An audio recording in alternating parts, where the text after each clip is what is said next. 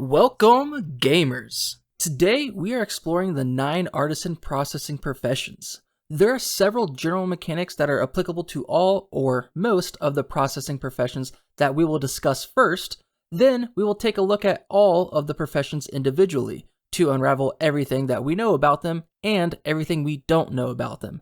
Spoiler alert, there are several professions we know nothing about except for the fact that they exist. A lot of content in this video will be pure speculation and may not reflect much of anything that Ashes of Creation truly has planned for these 9 professions. So without further ado, let's begin! As most of us already know, processing will involve taking resources obtained through the 5 gathering professions and turning those resources into craftable materials or consumable items. This process will occur at a workstation within a node or a workstation within a freehold. Processing jobs up to a journeyman level may be completed at a node, and processing jobs at the master or grandmaster level will have to be completed at a freehold. A quick sidebar on freeholds is that there may be thousands of freeholds on a server. Steven confirmed this in a Discord message, and in addition, there's a graphic for the Mirrorlith node that shows 26 plots of land available for freehold placement. So taking into account the other 84 nodes, there's probably going to be at least 2,000 plots of land for freeholds, which leaves a ton of potential for players to find processing relevant workstations all across Vera at the highest level. Players that own a freehold or a mare of a node can construct artisan buildings that allow processing, such as a lumber mill. In the 2023 developer update video on freeholds, it was stated that each processing profession will have 4 stations, and the stations will come online as you progress through the profession. This means that a lumber mill itself is technically not where processing would take place, but instead the lumber mill allows for the creation of 4 workstations, which is where processing will actually take place. 4 workstations for each processing profession means we are getting 36 processing specific workstations. Trying to research and come up with 4 distinct workstations for each of these professions became pretty difficult, as you'll see when I start talking about them later on. So maybe there's an aspect in processing that I overlooked, or simply there is much more to these processing professions that has been hidden from us so far. So I'll be doing my best to come up with 4 potential workstations for each of these professions. Artisan buildings will have a tech skill tree, which allows for different workstations to be built and can improve the function of existing workstations. The owners of an artisan building will be able to maximize tech tree options if they construct multiple artisan buildings of the same type. This is confirmed by Steven in an interview stating, in order to fully spec out a particular tree of one profession, you'll need in most cases at a minimum 2 of the buildings, right? For that particular profession. And that also grants you access to have all 4 of the workstations that profession's building provides. And then you can spec into those tech trees. In addition to the building tech trees, each player will have their own processing profession skill tree, which can be used in tandem with an artisan building's tech tree to hyper-focus on one specific aspect of processing or become average in multiple avenues. We have not seen a processing profession skill tree yet, but I think it is safe to assume they will deal with increasing yield, improving efficiency, or increasing rarity chances of processed materials. Every processing job, regardless of profession, will operate off of some sort of time and resource sink. When performing a typical processing job, a player will need to select what process resource they would like. Then they can select how many processed resources they would like in a job size dropdown. The job sizes may be limited, but would be able to be increased through artisan building upgrades. Notice that just one processed resource will take 1 minute, so a job size of 10 processed resources would take 10 minutes. Obviously, this number is subject to change, but you can just see how quickly this becomes a huge time sink. Then players will need to add a fuel to burn some type of resource to process the job. Then the process can finally be started and it gets added to a queue, which an increased number of queues could be added through building upgrades. This is a good time to mention that within nodes, every player has their own personal queue system when processing materials at workstations, but on freeholds, the queue system is shared with every player that has access to that workstation on that freehold. Processing times, yields, queues, and job sizes can all be improved through node progression, artisan building upgrades, policies, or relics. The next mechanic is the very first idea in any of my videos that I think is not a good one, and Ashes of Creation should not implement it. In a 2022 livestream, Steven stated, and then there's also possibilities that the machine you're using itself has some type of gameplay layer should the kiln get overheated, or and you have to throw some water on it or something. Like there are elements there in that process that we kind of want to mimic, this gameplay opportunity for players to interact and not just be a time sink.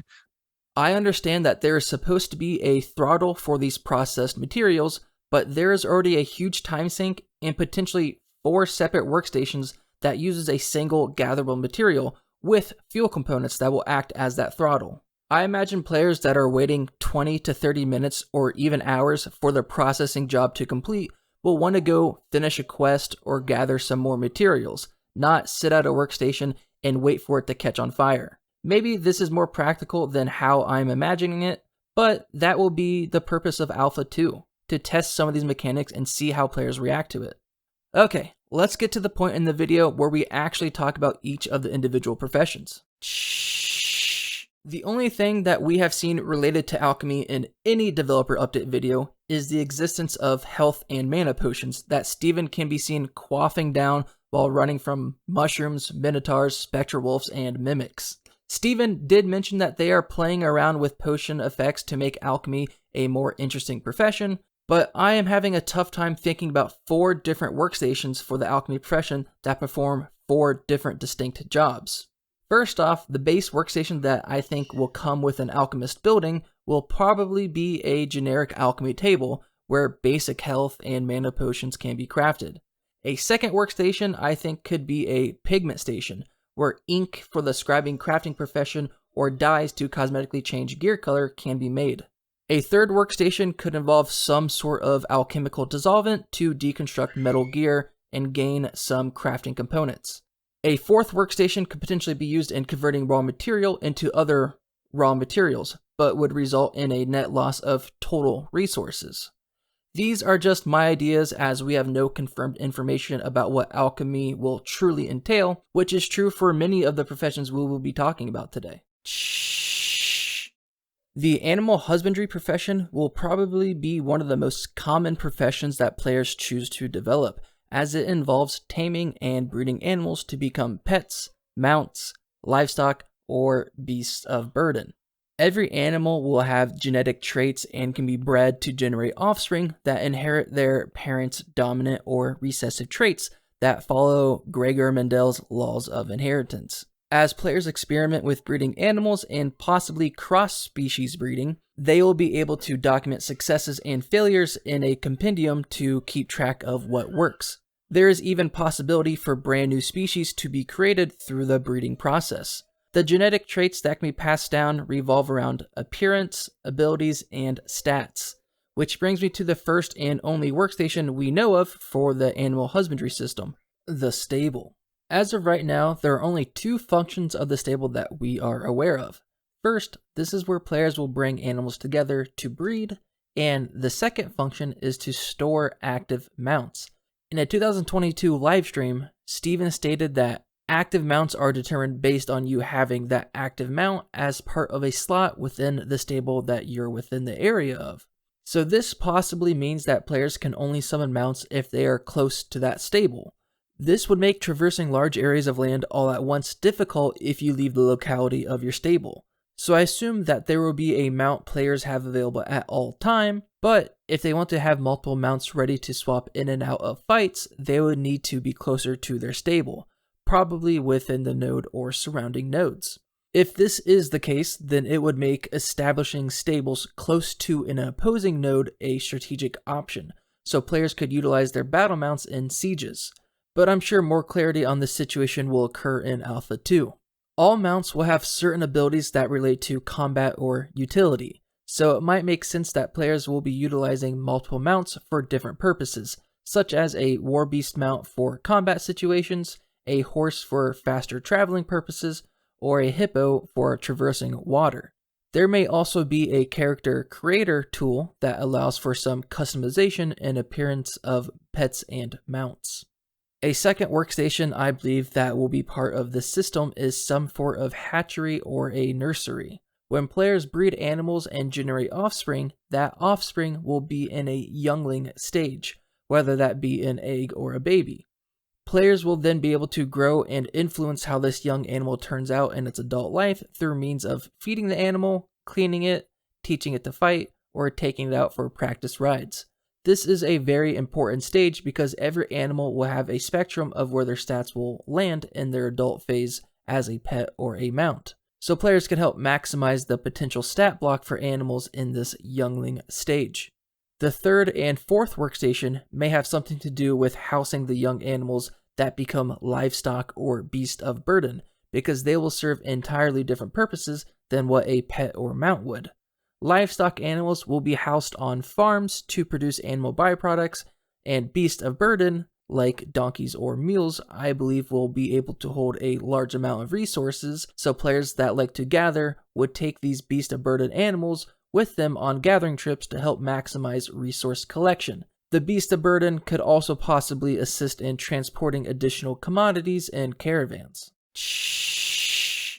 Cooking might be a unique processing profession that does not require an artisan building as a prerequisite to build a workstation. Instead, the workstations could be built and upgraded through means of the carpentry crafting profession. An example Steven used was that a higher grade stovetop could yield food items with improved stats, and a stovetop is currently classified as furniture, which is crafted and should be able to be placed in any form of player housing. So at least some form of cooking wouldn't require a workstation in a node or a freehold.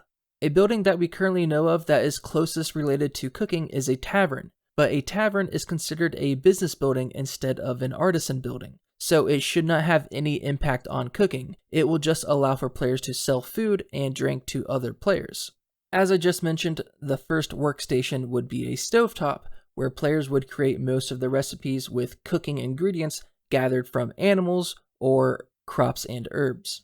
Food will give players different types of buffs, and the duration or quality of the buffs can be improved with higher tier food, which we mentioned can be helped by having a better stovetop.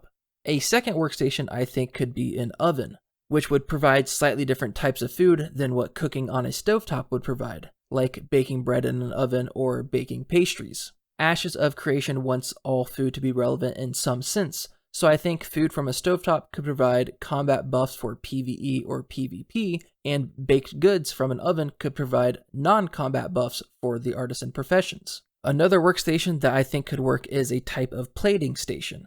Recipes can be combined to create unique dishes, so I think a plating station could be an area where players can combine recipes in a trial and error fashion, like with the animal husbandry breeding system. The act of combining dishes could result in combining buffs. So let's say a beef stew gives a health buff and roasted carrots give a mana buff. Joining them into a roasted carrot beef stew dish could combine the two buffs into one. We do not know if there is a buff limit that players can have, but this would be a means to stacking buffs. The final workstation idea is something that has been referenced already in a 2018 livestream.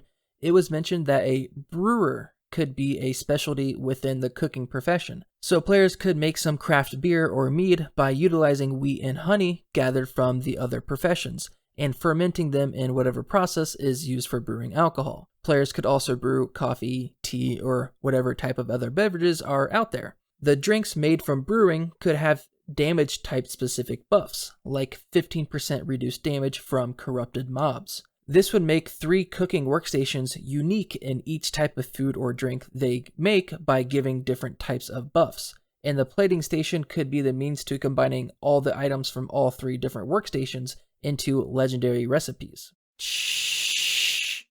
Breaking down farming can be a bit confusing because it overlaps with some other professions. On farms, players will be able to plant, water, and fertilize crops to help them grow.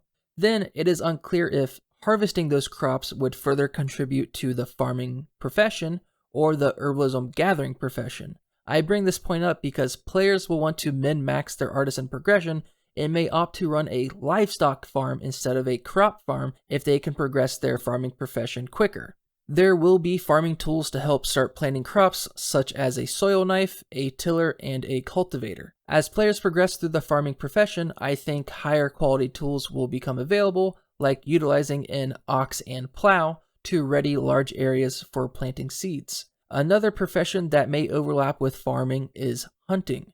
Players will be able to house livestock on farms, where milking cows or collecting chicken eggs can take place. Players will also be able to butcher animals for their meat or hides, which are resources that I believe will be collected through the hunting-gathering profession. So to me, it is unclear if all actions taken on a farm will always contribute to the farming profession, or if they could also contribute to some other gathering professions as well, such as herbalism and hunting. And again, I bring up this point because I believe players will want to know this so they don't feel like they're wasting their time and resources into something that is not optimal for their desired artisan progression. With all that being said, I already covered 2 possible workstations for the farming profession. We know that a farm is considered one of the workstations for the farming profession, but I broke it up into 2 parts. First, a farming area for crops, and second, a farming area for housing livestock. And just like with the cooking profession, I do not think there would be a prerequisite artisan building to start placing farms. It will be up to the players to improve the yield of their crops and livestock by practicing crop rotation to promote land health and feeding their animals properly, as opposed to speccing into a tech tree. The next workstation is one of the few confirmed workstations for all processing professions. It is a fishery. I touched on this in our previous artisan gathering guesstimations video, but essentially fisheries are buildings that can be built on freeholds and will produce specific fish based off the blueprint used when creating the fishery. These fish will then be able to be gathered through the means of the fishing gathering profession, which may confirm my theory that herbalism and hunting will play a role in gathering crops and animal meat from the farm workstations. The last workstation I thought as a possibility is a compost station. Players will be able to collect animal droppings as an animal byproduct, and the only purpose for this I could think of is utilizing it to make fertilizer. The compost players create would increase the land's overall health and could be used directly in fertilizing crops, all of which could increase crop yield. Lumber milling is one of the few processing professions we have seen in action on developer update livestreams. We know that a lumber mill will be one of the prerequisite artisan buildings that need to be constructed to allow placement of profession-related workstations. The one workstation we saw in action was a debarking station. This is where players will take their gathered wood from the logging gathering profession and turn those resources into processed materials, such as turning oak wood into oak timber. And we know oak timber is ready to be used in crafting because we saw a knight blade sword being crafted, where oak timber was a required material. We also see wood chips as an available job to be processed at the debarking station. I imagine that wood chips might just be a more efficient fuel option used in processing jobs. In my gathering guesstimation video, I pointed out that tree sap may be something that is gatherable. So a second workstation could revolve around refining gathered tree sap to become components for cooking or alchemy. For a third workstation, it would make sense that construction materials would need to be made to build or upgrade other buildings in a node or a freehold. So a sawmill could be an option that processes wood into planks and would be specific to building construction materials. A fourth workstation could be specific to processing wood into furniture-ready lumber for the carpentry crafting profession. So essentially, my idea is that timber would be for crafting equipment, planks for constructing buildings, and lumber for crafting furniture. I am sure timber, planks, and lumber all mean the same thing in the woodworking world, but you get what I'm going for here. Metalworking is the other processing profession we have seen in action through the crushing station, where Steven creates zinc and copper fragments. The prerequisite building to the crushing station is a smithy. We got to see the user interface for a smithy, and it gives a good idea on what to expect for a lot of these artisan buildings. We see that the smithy grants access to crafting workstations, a vendor, a trainer, and the processing workstations. So artisan buildings will seem to encompass means of artisan progression, crafting stations, and processing stations all in one. Based off this building tree, it looks like the crushing station may be a workstation that gets unlocked upon upgrading a smithy, or it just unlocks a higher tier crushing station. The second and third workstation both appear to be melting down resources, so I think melting ore to create ingots in a smelter workstation would be an obvious choice here, and melting down player equipment in a furnace to procure deconstructed material components could be the other function. As for the fourth workstation, there could be a spot like I mentioned with a sawmill where metal is refined to construction quality materials and would be used to build or upgrade other structures in a node or on a freehold. Stone masonry is something we know almost nothing about, but we did get to see a stone working area in a livestream where Steven talked to a vendor to buy a mining bag. We also saw a Stoneworks fabrication building slot for construction in another livestream. So the Stoneworks building may be the prerequisite artisan building that unlocks access to the processing stations and vendor. One workstation that I think would work here is a station to refine gems to a size that is workable for the jewel cutting crafting profession. And a second workstation I think would work is a brick refining station, where materials like granite or basalt may need to be processed into construction grade materials to build or upgrade other service buildings. A third workstation could overlap with the carpentry crafting profession and be used to shape a large amount of rock materials into statues for purely cosmetic items to place within houses. I do not know what a fourth workstation could possibly entail because I feel like the statue creation is already stretching the imagination a bit, and I don't know what stonemasons really do other than build with stone or bricks, and we already covered that. We have not seen tanning in action anywhere yet, but it is a processing profession that should turn animal hides into materials for crafting leather equipment and resource bags. So the first workstation is probably something like a tanning rack to fulfill this duty. A second possible workstation could deal with turning animal hides into a unique paper called vellum.